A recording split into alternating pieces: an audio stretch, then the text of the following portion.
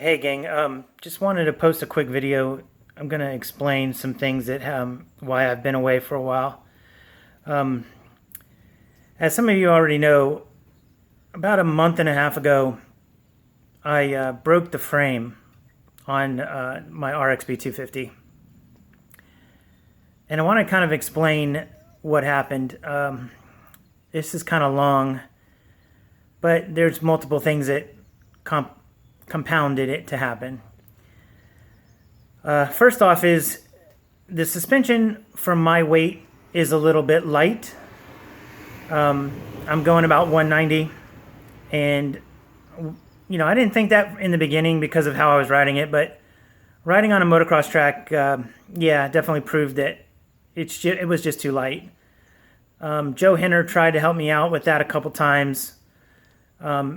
Currently, I have a very big spacer in the front forks made out of brass. It puts preload on the forks. Haven't had a chance to try them yet. Also running 375 cc's of 5-weight Maxima fork oil to also help with the bottoming. But the real true problem is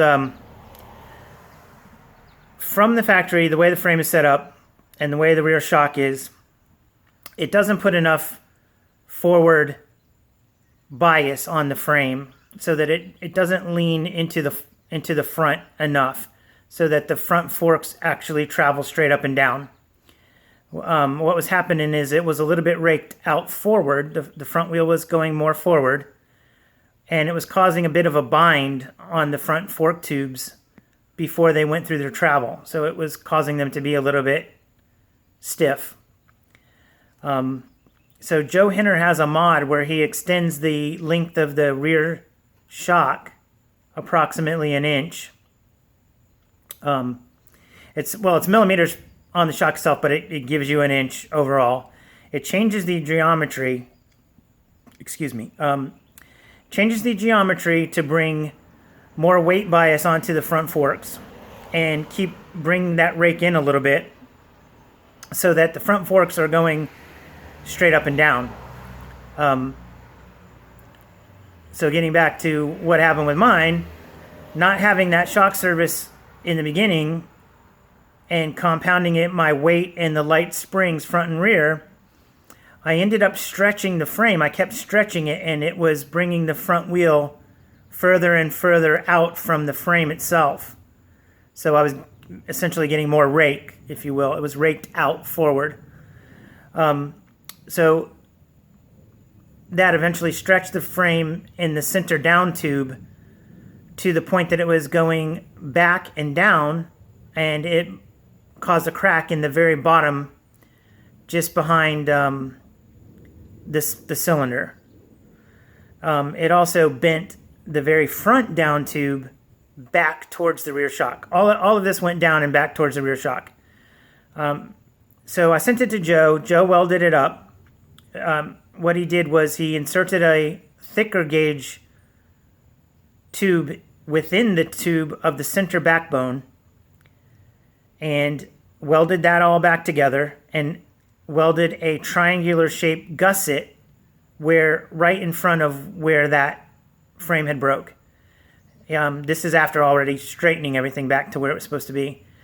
Then he also put 2 gussets on the front down tube so that they will not any longer go back or down. Therefore, I'm never going to break in the same spot again. I mean, maybe this frame breaks again, but definitely not where he re-welded them and gusseted them. So that's where I am with that. I also pulled the trigger on Joe's big bore kit. So right now, I have got it all back together. I did the big bore with the piston and the cylinder, and I also did Joe Henner's camshaft.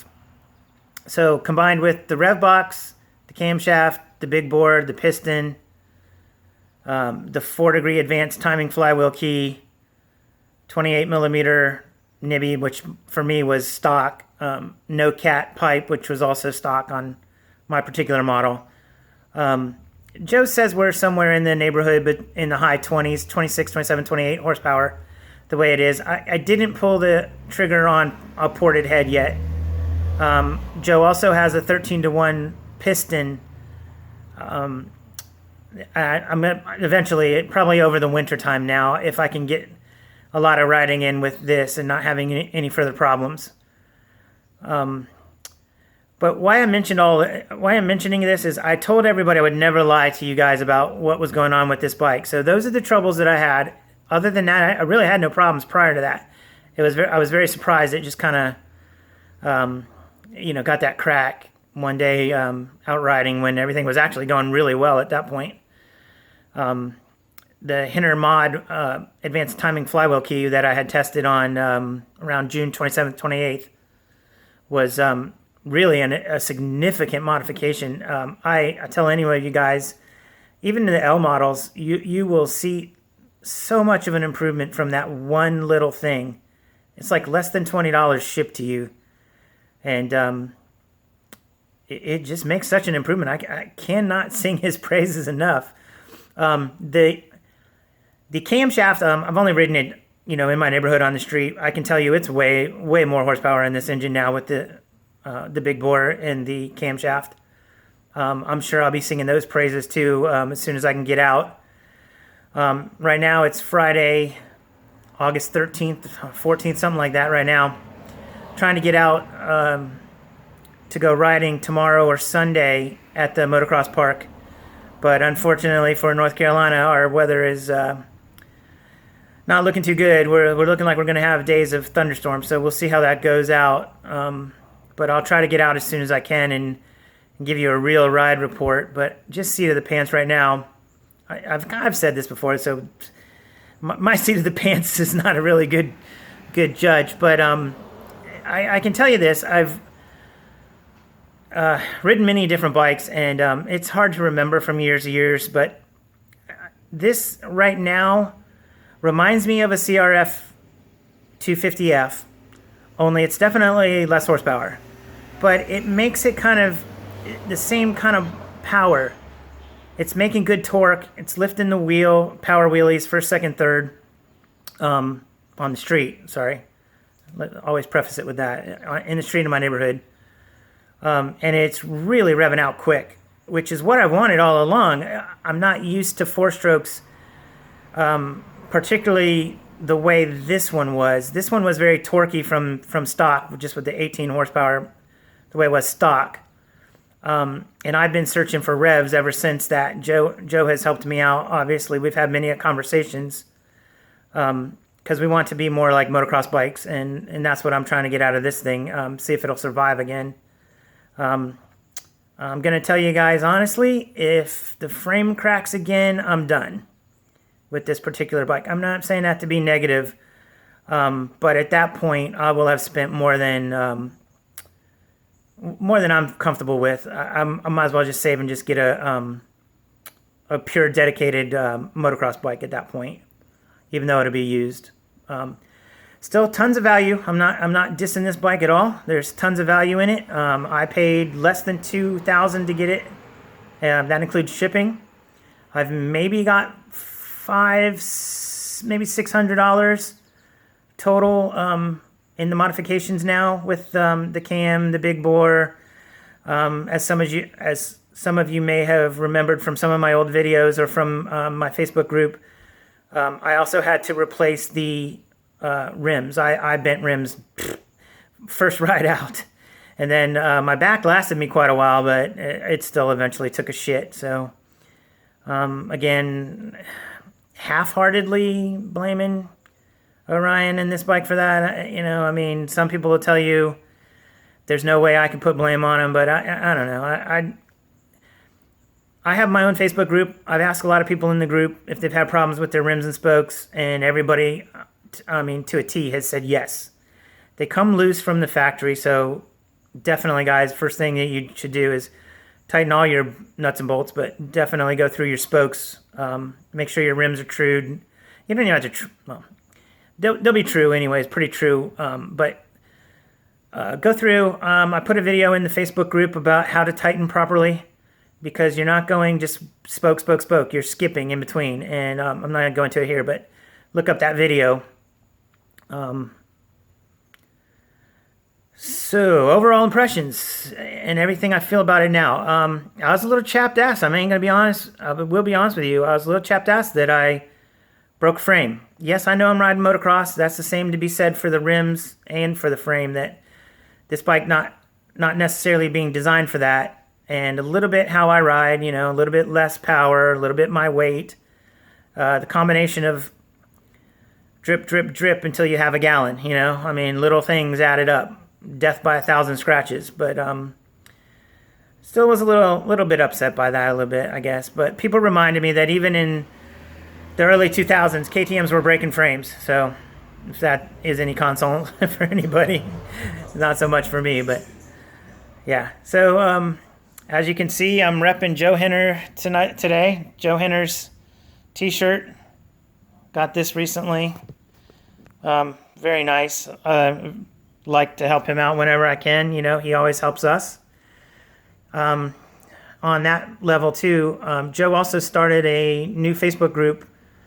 I think it's called Zongshin Motor Parts. Man, I'm sorry, I don't have it right in front of me. I'll link it in the description page, the description for this video. But basically, it's so that he can say that he's doing modifications for Chinese-based bikes that have these Zongshin 250s, we're calling them, but they're 223s, CRF 230 clone engines. And also, he's able to do a lot of other things for like the GPXs, the the Boz, the Apollos. He'll list, there's a whole list of bikes that have this kind of engine or a very similar engine that he can do things for. Of course, he can always do suspension modifications for any bike. He can do work, anything that, you know, you guys have a conversation about. He's in Syracuse, New York, so, you know, you might have to ship it to him. But I'm going to really tell you guys, I'm going to go back through this and then I'll call it a day on this video. You need the suspension mod if you're going to ride off-road. If you stay on the street, I guess I would say you don't necessarily need it. But if you ride the RXB250 and you go off-road, you're going to need the suspension mod that he has. The one that raises the eye-to-eye length of the shock, the rear shock, which puts forward bias on the front forks so that it brings the rake inward, so that they travel straight up and down. I think it's $150, well worth the money spent.